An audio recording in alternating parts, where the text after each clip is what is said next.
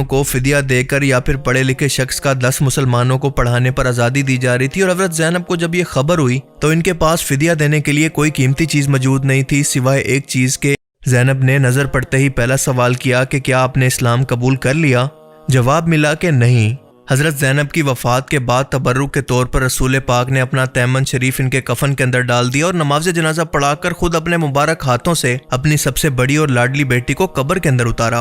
اور محبت کی ہندی چلیا جینو جی ہندی۔ Welcome back to the channel. ਤੇ ਅੱਜ ਜਿਹੜੀ ਆਪਾਂ ਵੀਡੀਓ ਤੇ ਗੱਲ ਕਰਨ ਲੱਗੇ ਹਾਂ, ਤੁਸੀਂ ਟਾਈਟਲ ਪੜ੍ਹ ਹੀ ਲਿਆ, ਚਲੋ ਮੈਂ ਰਿਪੀਟ ਕਰ ਦਿੰਦਾ। The heart breaking love story of prophet Muhammad's daughter Zainab bint Muhammad. So ਇਹ ਆਪਾਂ ਵੀਡੀਓ ਦੇਖਦੇ ਹਾਂ, ਸਿਟੀ ਦੀ ਵੀਡੀਓ ਹੈ। Without wasting time let's start the video and explore ਕਰਦੇ ਹਾਂ ਅੱਜ ਇਹ ਨਵੀਂ ਇੱਕ ਹਿਸਟਰੀ ਨੂੰ ਇਸਲਾਮ ਦੇ ਵਿੱਚ as a non Muslim. So let's start the video. ਦੋਸਤੋ, ਜੇ ਤੁਸੀਂ ਸਾਡਾ ਕੰਮ ਪਸੰਦ ਕਰਦੇ ਹੋ ਤਾਂ ਤੁਸੀਂ ਸਾਨੂੰ ਸਪੋਰਟ ਕਰ ਸਕਦੇ ਹੋ ਬਾਈ ਮੀਆਂ ਕਾਫੀ ਤੇ ਆਪਣਾ ਪਿਆਰ ਦਿਖਾ ਕੇ। ਲਿੰਕ ਤੁਹਾਨੂੰ ਡਿਸਕ੍ਰਿਪਸ਼ਨ ਵਿੱਚ ਮਿਲ ਜਾਏਗਾ। ਧੰਨਵਾਦ। حضرت زینب رسول اللہ صلی اللہ علیہ وسلم کی سب سے بڑی بیٹی تھی، جو آپ کی سب سے پہلی اور سب سے لاڈلی بیوی حضرت خدیجہ رضی اللہ تعالیٰ عنہ سے پیدا ہوئی۔ وہ قاسم بن محمد صلی اللہ علیہ وسلم کے بعد پیدا ہوئی، یعنی ان کی پیدائش مکہ مکرمہ کے اندر رسول اللہ صلی اللہ علیہ وسلم کے اعلان نبوت سے تقریباً 10 سال پہلے ہوئی۔ آپ کا نام زینب رکھا گیا، جس کے معنی ہے باوقار اور خوبصورت۔ حضرت زینب نے اپنی ابتدائی زندگی رسول اللہ صلی اللہ علیہ وسلم اور حضرت خدیجہ کے زیر تربیت گزاری، جو کہ انہیں دین کی اعلیٰ اقدار اور اخلاق سکھانے کے اندر مددگار ثابت ہوئی۔ جب آپ کی عمر 20 سال ہوئی تو حضرت خدیجہ کے بھانجے ابو العاص بن ربیع نے حضرت زینب کے لیے نکاح کا پیغام رسول اللہ صلی اللہ علیہ وسلم کو بھجوایا۔ آپ صلی اللہ علیہ وسلم نے فرمایا کہ میں اس کی مرضی کے بغیر جواب نہیں دے سکتا، اور اس کے بعد حضرت زینب کے پاس جا کر فرمایا کہ تمہارے خالہ کے بیٹے نے تمہارا ہاتھ مانگا ہے، کیا تم اس بات پر راضی ہو؟ حضرت زینب یہ بات سن کر شرما کر اندر چلی گئیں۔ رسول اللہ صلی اللہ علیہ وسلم نے یہ رشتہ قبول کر لیا، اور اس کے بعد شروع ہوتی ہے ایک لازوال محبت اور صبر کی داستان، جو کہ آپ کو رلا کر رکھ دے گی۔ ابو العاص ایک انتہائی شریف، ایماندار اور کاروباری انسان تھے۔ حضرت زینب سے ان کے 2 بچے علی اور بیٹی امامہ پیدا ہوئیں، اور اس وقت ان کی زندگی بہت ہی خوشیوں سے بھری ہوئی تھی۔ لیکن اس کے بعد اس محبت کی آزمائش شروع ہوتی ہے، جب رسول اللہ صلی اللہ علیہ وسلم پر پہلی مرتبہ وحی نازل ہوتی ہے اور آپ کو اعلان نبوت کا حکم دیا جاتا ہے۔ آپ صلی اللہ علیہ وسلم اپنی بیٹی زینب بنت محمد صلی اللہ علیہ وسلم کو دعوت دیتے ہیں تو وہ فوراً اسلام قبول کر لیتی ہیں۔ ابو العاص ان دنوں کسی سفر پر تھے۔ جب وہ واپس آتے ہیں تو زینب اپنے اسلام لانے کا اعلان کرتی ہیں اور خوشی سے بتاتی ہیں کہ میرے ابو کو نبوت عطا کی گئی ہے۔ ابو العاص یہ سن کر اٹھ کر ناراض ہو کر باہر چلے جاتے ہیں تو زینب پیچھے جا کر ان کو مناتی ہیں اور اسلام کی دعوت دیتی ہیں، مگر وہ اس دعوت کو ٹھکرا دیتے ہیں۔ اب ان دونوں کی محبت کے اندر عقیدے کا مسئلہ پیدا ہو چکا تھا۔ زینب کہنے لگی کہ میں اپنے ابو کو جھٹلا نہیں سکتی، انہوں نے کبھی بھی زندگی کے اندر جھوٹ نہیں بولا، وہ صادق اور امین ہے۔ اور ویسے بھی صرف میں نہیں بلکہ میری ماں، میری بہنیں، میرے چچا زاد بھائی علی بن ابی طالب اور تمہارے چچا زاد عثمان بن عفان بھی مسلمان ہو چکے ہیں، اور اس کے علاوہ تمہارے دوست ابو بکر بھی اسلام لا چکے ہیں۔ ابو العاص نے یہ سن کر جواب دیا کہ میں نہیں چاہتا کہ لوگ کہیں کہ اس نے اپنی قوم کو چھوڑ دیا اور اپنے آبا و اجداد کو جھوٹا کہہ دیا ہے، اور میں تمہارے والد کو بھی برا بھلا نہیں کہہ سکتا۔ بہرحال انہوں نے اسلام قبول نہ کیا۔ وقت گزرتا گیا، یہاں تک کہ اس کے بعد رسول اللہ صلی اللہ علیہ وسلم کو نبوت کے 13ویں سال جب مکہ سے مدینہ اپنے ساتھیوں کے ساتھ ہجرت کا حکم دیا جاتا ہے۔ حضرت زینب رسول اللہ صلی اللہ علیہ وسلم کے پاس آ کر پوچھتی ہیں کہ کیا میں اپنے شوہر اور بچوں کے ساتھ مکہ میں رک سکتی ہوں؟ آپ صلی اللہ علیہ وسلم ان کو اجازت دے دیتے ہیں کہ ٹھیک ہے، تم مکہ میں ہی اپنے بچوں اور اپنے شوہر کے ساتھ رک سکتی ہو۔ اور اس کے صرف 1 سال کے بعد یعنی 2 ہجری کے اندر کفر اور اسلام کے درمیان پہلی جنگ یعنی جنگ بدر کا وقت آتا ہے۔ اس جنگ کے اندر ابو العاص قریش مکہ کے ساتھ اپنے سسر کے خلاف لڑنے کے لیے شامل ہوتے ہیں۔ آپ اس دوران حضرت زینب کے صبر اور برداشت کا اندازہ لگائیں کہ ایک طرف بچوں کے یتیم ہونے کا خوف تو دوسری طرف اپنے باپ کو کھو دینے کا خوف۔ مگر اللہ کی کرنی ایسی ہوئی کہ جنگ بدر کے اندر قریش مکہ کی شکست کے بعد جن لوگوں کو قیدی بنا دیا گیا، ان لوگوں کے اندر ابو العاص بھی شامل تھے۔ قیدیوں کو فدیہ دے کر یا پھر پڑھے لکھے شخص کا 10 مسلمانوں کو پڑھانے پر آزادی دی جا رہی تھی، اور حضرت زینب کو جب یہ خبر ہوئی تو ان کے پاس فدیہ دینے کے لیے کوئی قیمتی چیز موجود نہیں تھی سوائے ایک چیز کے، ان کی والدہ حضرت خدیجہ کا دیا ہوا ایک قیمتی ہار، ایک نیکلس۔ انہوں نے فوراً وہ اتار کر ابو العاص کے بھائی کو روانہ کیا کہ میرے شوہر کا فدیہ دے کر ان کو چھڑوا کر واپس لے آؤ۔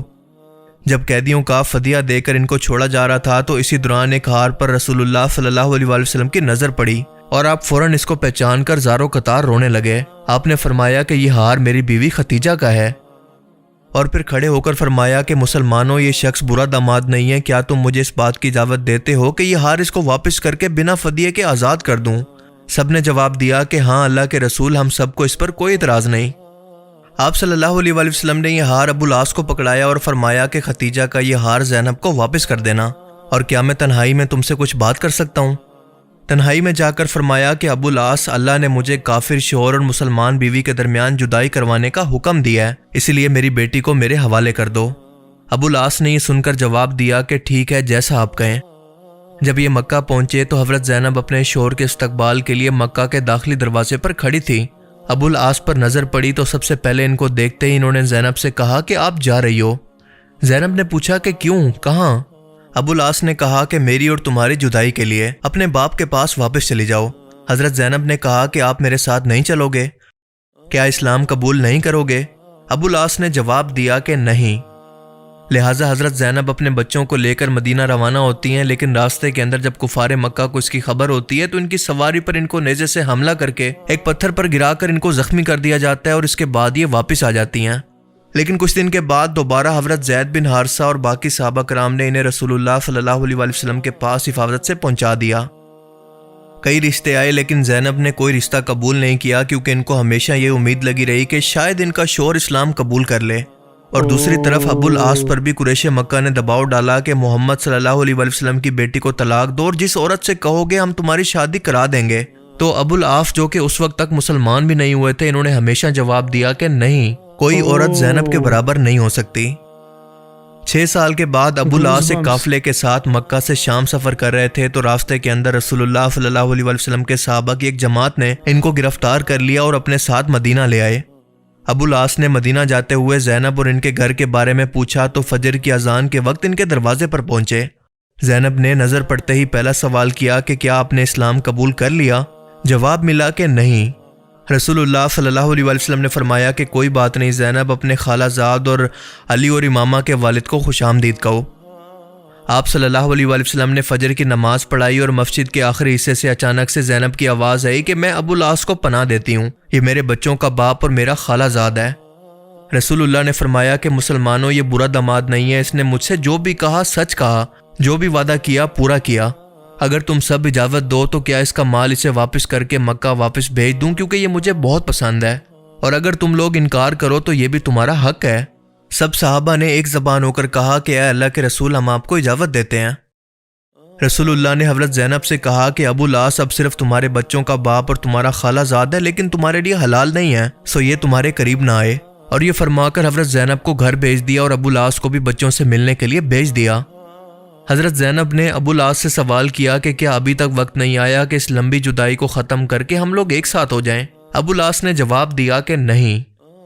خیر یہ اپنا مال لے کر مکہ واپس آ گئے اور یہاں پہنچ کر سب سے کہا کہ اے لوگو، جس کا مال میرے ذمہ تھا وہ سب کچھ لے لو۔ اور اس کے بعد فرمایا کہ میں گواہی دیتا ہوں کہ اللہ کے سوا کوئی معبود نہیں اور محمد صلی اللہ علیہ وآلہ وسلم اللہ کے رسول ہیں۔ مکہ کے اندر اس طرح سے لوگوں کے سامنے اپنے ایمان کا کھلم کھلا اعلان کرنے کے بعد یہ مدینہ روانہ ہو گئے۔ سیدھا نبی پاک صلی اللہ علیہ وآلہ وسلم کے پاس گئے اور فرمایا کہ کل آپ نے مجھے پناہ دی تھی اور آج میں یہ کہنے آیا ہوں کہ آپ اللہ کے رسول ہیں اور اللہ کے سوا کوئی عبادت کے لائق نہیں۔ اور اس کے بعد سوال کیا کہ کیا اب میں زینب کے پاس جا سکتا ہوں؟ آپ صلی اللہ علیہ وآلہ وسلم یہ سن کر مسکرائے اور ابو العاص کا ہاتھ پکڑ کر فرمایا کہ چلو میرے ساتھ۔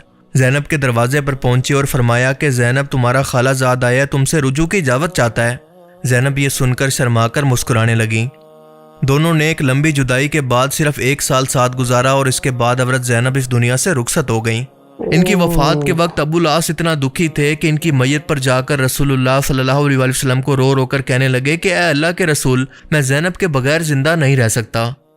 اللہ کے رسول ان کے سر پر ہاتھ رکھ کر ان کو تسلی دیتے اور ان کی ڈھارس بندھاتے۔ حضرت زینب کی وفات کے ٹھیک 1 سال کے بعد اور کچھ روایتوں کے اندر آتا ہے کہ 4 سال کے بعد ابو العاص اسی غم کے اندر دنیا سے چلے گئے، اور یہ تمام واقعات صحیح بخاری اور سیرہ ابن ہشام کے اندر موجود ہیں۔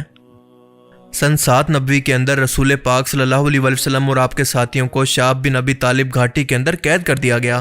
कुरैश मक्का ने आपका सोशल बाइकआउट कर दिया और आप पूरे 3 साल तक यहाँ पर कैद रहे और इस टाइम के अंदर आपने फाकों पर जिंदगी गुजारी। इन सब मुसीबतों में हज़रत खतीजा रज़ियल्लाहु तआला अन्हा और आपकी सभी औलाद भी शरीक रही।